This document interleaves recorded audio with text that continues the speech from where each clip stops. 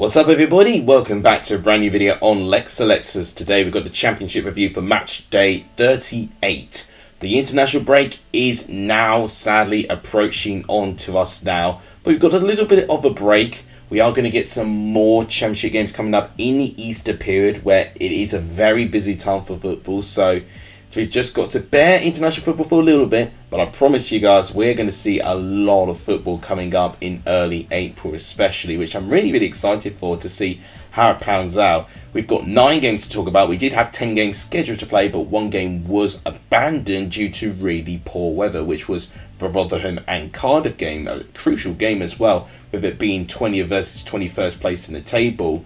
That game being pushed ahead a little bit could prove to be an interesting game for potential future relegation implications there. We're going to have to see how the rest of the bottom 3 do for that, but I'll talk more about the games that went ahead in the end in a little bit more detail. Also, for a side note, congratulations to Sheffield United for making it to the FA Cup semi-final. Unfortunately, Burnley and Blackburn fell short of reaching a semi-final stage, but Sheffield United have done the championship proud for having some representation, and I think the first time a championship side actually made the semi-final, I believe, in over 70 years. I need to look at the stat again, but it's quite an astonishing stat.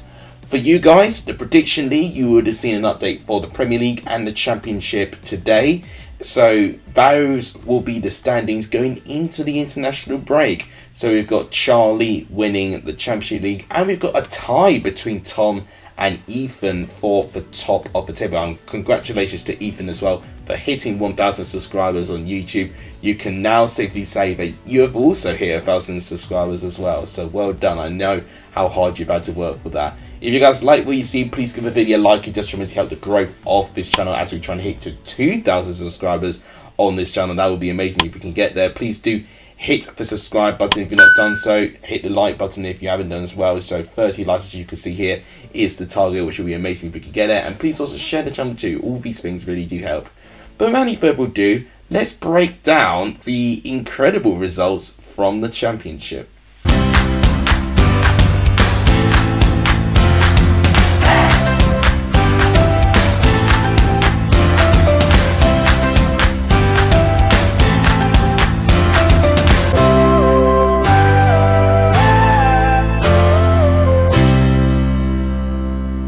Blackpool have proven to be a very peculiar team to go and beat QPR by 6 goals to 1, and within 4 days later lose 4-1 themselves to Coventry. So all that hard work they had against QPR, has almost been entirely reversed in just this 1 game alone. And it didn't really end up in a way that it went into their way. Ben Sheaf scoring an early goal. Jerry Yates scored from the penalty spot. It was Carl McFadden that I think brought down Morgan Rogers in the box to concede that penalty.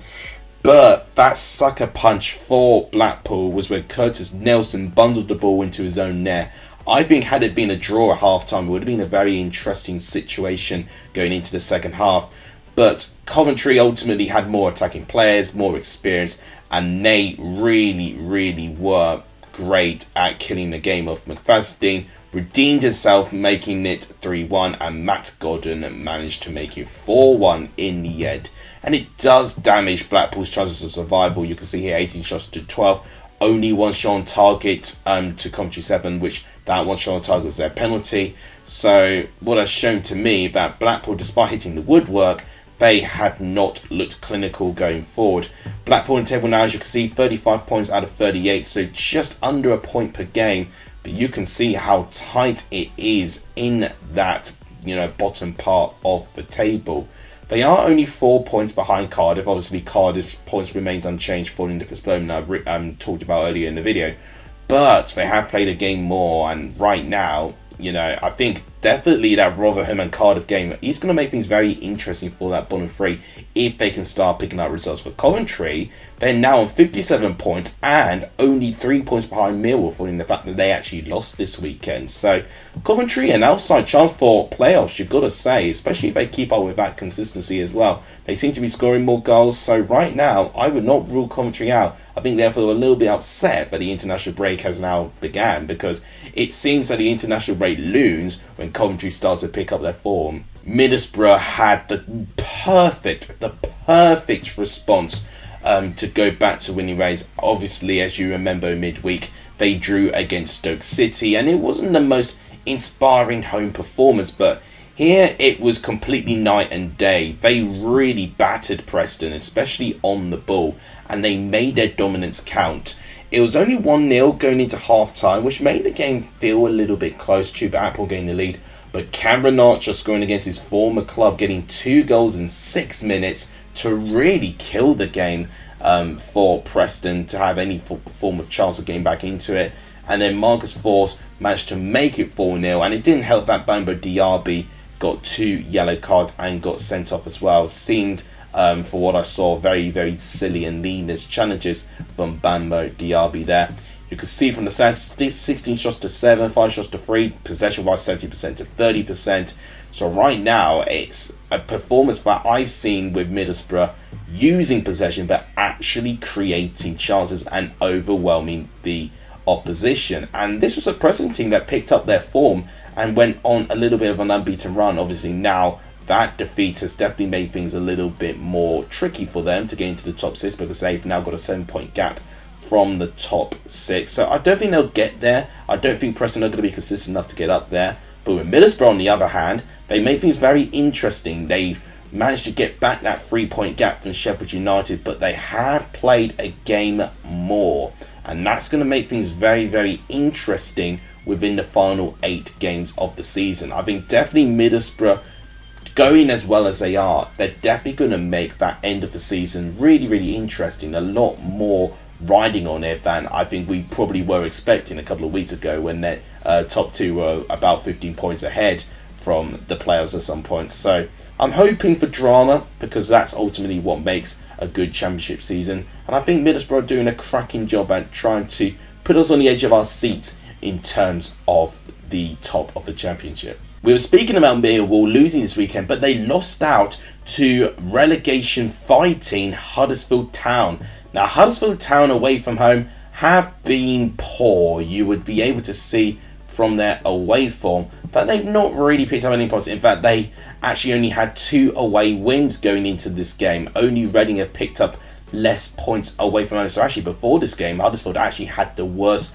away form in any team of the league. So definitely this result was definitely one out of nowhere. Fair play to anyone who has potentially predicted a Huddersfield away win, because you definitely would have backed Millwall for how strong they've been at home to get something here. But this is another game they've lost at home. They've lost their last home game, of course, against Norwich. A bit unlucky on their part, losing by 3-2. But, you know, I've taken pride on Millwall having a great home record, and now with it being 2 home defeats in a row, is that going to cost them? That nagging inconsistency? Maybe teams are now expecting Millwall to be the free-flowing team at home, and maybe that's kind of throwing Millwall's style off a little bit, because Millwall are a team that they don't really give off like a standoffish vibe, really. You know, what they like to do is to make things difficult for the opposition with their really robust lack of fluid football in the way that they play. But I think with a Neil Warnock Huddersfield team, it was going to be a really, really tough ride for Millwall. Danny Ward got the only goal, I think, from a set piece. I need to look back at the goal again. But this goal and this win right here puts Huddersfield not too far away from Cardiff. Only 3 points behind them now.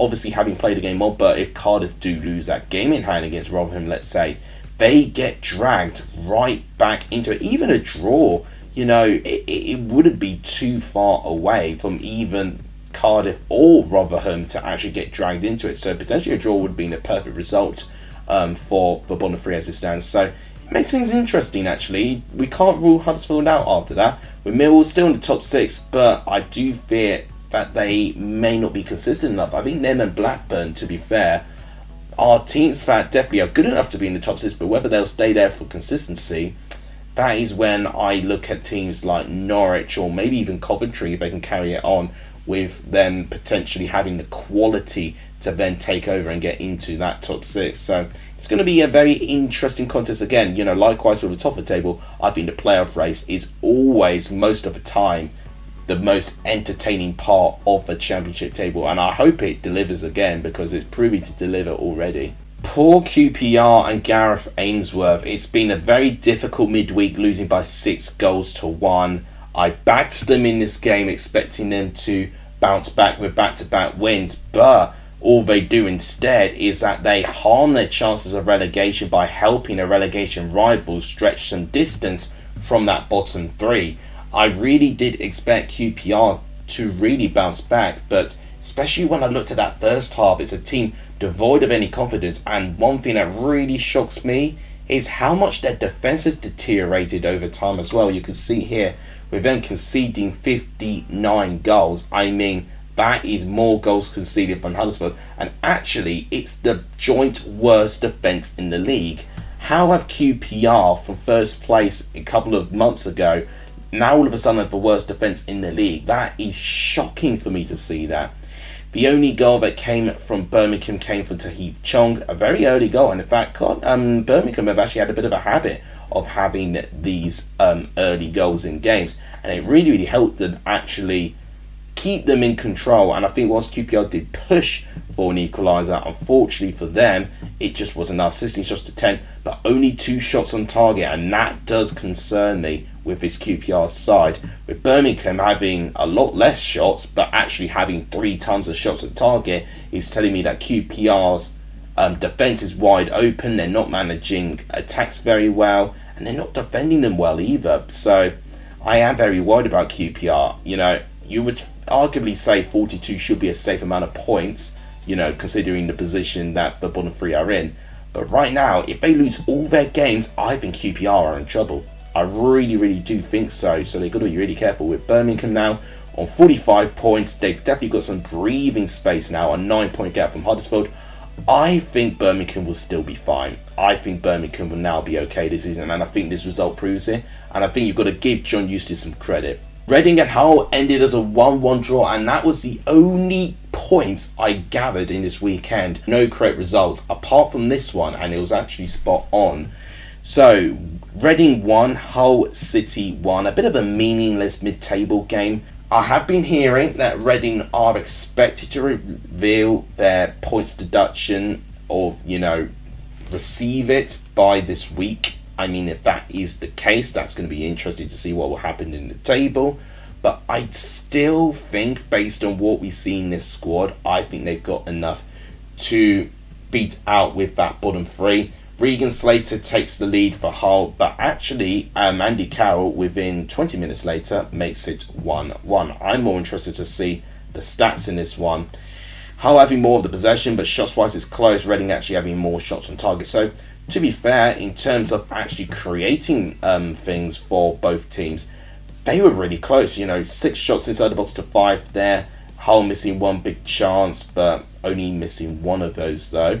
So actually, I thought it was a really close game, and I think a draw, looking at it, looked at a fair result. Fair play to Reading. It definitely helps their chances of securing that survival. For Hull City, I think they're now going to be on the beach for a little bit, to be honest. They're right mid-table. I don't think they're going to get top 6. So we'll see how Hull manage on their next couple of games. Another game which I don't think I'm going to elaborate on too much is Stoke 0, Norwich 0. I expected Stoke to potentially get something from this game, and you could technically say a home draw against Norwich is not too bad. But considering what they created, 8 shots on target to 1, 14 shots to 8, Stoke should have got something. So I wasn't so much of an idiot for thinking that Stoke could get something in this game. Looking at 3 big chances and all 3 big chances miss, it did look like from these stats that Stoke should have got something from this game. So Stoke may feel a bit frustrated with that. They're in 13th place at the moment, but look at this gap forming here between 13th and 12th. We've not seen a gap like that form in that middle part of the table this season. So that's potentially what we're going to start seeing, with those bottom half teams kind of being cut adrift from the top half teams, with them being a bit more consistent. But we could potentially see some of the bottom half teams entering that conversation if they improve their form. And if Stoke stay unbeaten like they are, then I think they could potentially be a good team to do that. With Norwich, it's another draw. It's another time where they've not won. They've not won in their last 3, as you can see. And there's a big opportunity missed with Millwall losing. They definitely could have closed the gap by 1 point, but they didn't. So I am a bit worried for Norwich. Squad-wise, definitely should be top 6, but whether they're going to get there with their consistency and trying to manage their confidence, it's going to be another situation, a problem within itself. And finally, Luton have conceded a goal where I think it was 3 to 4 games in a row where they've managed to keep clean sheets. Finally, they were impenetrated by this Sunderland team. It was actually their last 3 games in a row where they won by 1-0. And it looked like it was going to be exactly that, which is what I predicted in this game, where Alfie Doherty scored in the 51st minute to make it 1-0 Luton Town. It was a really tight game, actually, overall, by the looks of things. 11 shots to 7, 4 shots to 3 there. So it is like a really close contest, but based on that, it did look like that Sunderland did deserve something, and they didn't deserve to be on the receiving end on another classic 1-0 defeat to Luton Town. And they earned that draw by a penalty decision, and obviously their natural penalty taker Ross Stewart wasn't there, but Amad Diallo stepped up, who's really come to his own in the second half of the season especially. He scores, great nerves of steel to do that against, with the Sunderland crowd watching on you as well, to make it 1-1 there. And ultimately, by the looks of things, to elaborate, it does look like the fairest result. Sunderland currently in 11th. I do think their consistency is not going to be as strong as it was in, like a couple of months ago when they had a full squad almost with the injuries that they got. But I think if they finish top half, that'll be a really, really good season for Sunderland, and they've got a good chance of doing it. On the other hand, with Luton Town, a little bit of an opportunity miss and a bit of ground being lost, because had they won that one, they would have been 1 point behind Middlesbrough and only 4 behind Sheffield United. But that draw definitely does set them back a little bit with their chances of getting promoted. But with the gap that they've got from Norwich being 7 points, which is crazy, Luton have got a very strong chance of being into the top 6, and have actually lost the second least games out of any championship team this season. So Luton really deserve a pat on the back for how consistent they have been this season. Could this be a crucial point for Wigan? Maybe, but it's more of an annoying case for Watford that it's 2 points drop. It's a game that ended 1-1 at Vicarage Road. I expected Watford to be kind of running away from this, and when Keenan Davis scored just before half-time, I was talking about already with Blackpool having a sucker punch goal to concede before half-time. Blackpool, another relegation rival, Wigan, were on the wrong end for that. But if anything, Wigan were on the right end of that. James McLean, 6 minutes later, managed to equalise to make it 1-1. And Watford had no reply. And it means Wigan do keep a point. You can see with the stats, 17 shots to 6, 3 shots to 2. So actually, in terms of actually having shots on target, it was really close. The only really big difference is the amount of shots. Watford have had 11 more shots. But I've talked about this before with Watford, where they are so wasteful going forward. And this is a clear example that you can have 17 shots, but you can still not pick up 3 points. And Wigan only having 2 shots on target, one of them was their goal, and just like that, they got a point. And that tells you how little you can actually do to actually get something in this game. And Watford really needed to make those chances into more clear-cut chances and kill the game off, and they really didn't do that, sadly for them. They remain in 10th place, a bit of a blow because they are 5 points behind Millwall. They're going to have to rely on a lot going their way if they're going to have any chance to the top 6 for me now. With Wigan, despite this draw, it sees them last place in the Championship. They are 5 points behind Cardiff, having played a game more. I think they are going to have to rely on Cardiff, Rotherham and QPR to keep losing games. for any of the relegation three to have any chance of survival, but I don't think it's going to be straightforward. They're going to have to pull miracles, the bottom three right now, they're going to survive, in my opinion, despite picking some pretty decent results this weekend. The final game to talk about was yesterday's game between Swansea and Bristol City. And Swansea, after a whole month of not winning a game, they have finally got back to winning ways, beating Bristol City by 2-0. It had really been as far back as the 15th of February, the day after Valentine's Day, and that was the last time Swansea actually won a game, which was that 2-1 victory over Blackpool when they had an extra man on the pitch. This, on the other hand, was different. They had 11 versus 11, and Swansea looked like they earned it. It felt for the first time in a long time where their good style of play on the ball overwhelmed the opposition, and they had runners in the wide areas, especially in the left-hand side, I noticed more particularly. That was really being overloaded with so many created chances in that area, and Bristol City clearly didn't really defend that left-hand side very, very well. Liam Cullen scored the first goal to make it 1-0 there. Second half, it was Olivier Ntcham, which made it 2-0, and it was two relatively well-worked goals. I think O'Leary could have done better, but if I'm going to put a championship goalkeeper's perspective, maybe they're not expected to save both those shots, but both, I think the difficulty is both were at pretty close range, and that's really down to Bristol City not defending them very well. But they're not really right at the corner, and when I've seen O'Leary dive for the ball, you know, his arm goes down, you know, right in the path where the ball is, but he's just too slow to react. So I do think partially could have been prevented if O'Leary was a bit more smarter between the sticks. But I do think by looking at the stats, 18 shots to 6, 5 shots on target to 3, it did look like that Swansea had finally had a performance that was worth singing their praises for. And that win only takes them up to 16, so that tells you how far Swansea were dropping down.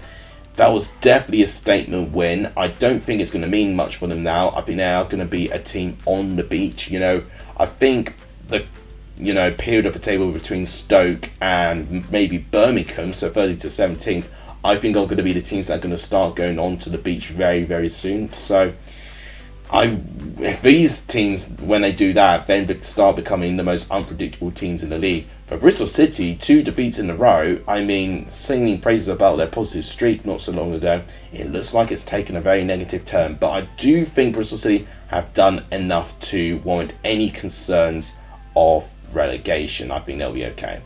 So guys, that is the championship table. Obviously, we only had 9 games today. I already talked about Rotherham and Cardiff. This is what the table is looking like. So you've got Burnley first, Sheffield United still second, but only 3 points ahead of Middlesbrough, with Luton, Blackburn and Millwall still in the top 6. Norwich and Coventry not far behind them there. Teams in danger, I'm looking at Reading with their 6-point deduction, QPR, Rotherham, and then the current bottom 3, which is Huddersfield, Blackpool and Wigan. So guys, that wraps it up today. So no midweek games to predict actually, which feels a little bit refreshing for me because I'm so used to this point predicting these midweek games. But it is a simple review for today. If you guys enjoyed it, please give the video a like, it just tremendously help. And around this time is going to be my final week of work before my holiday. I can't promise there'll be more content on the channel when I have my holiday, but I definitely want to at least do a couple of streams when I have that holiday time, and I definitely will have that time where we've got that busy Easter football period.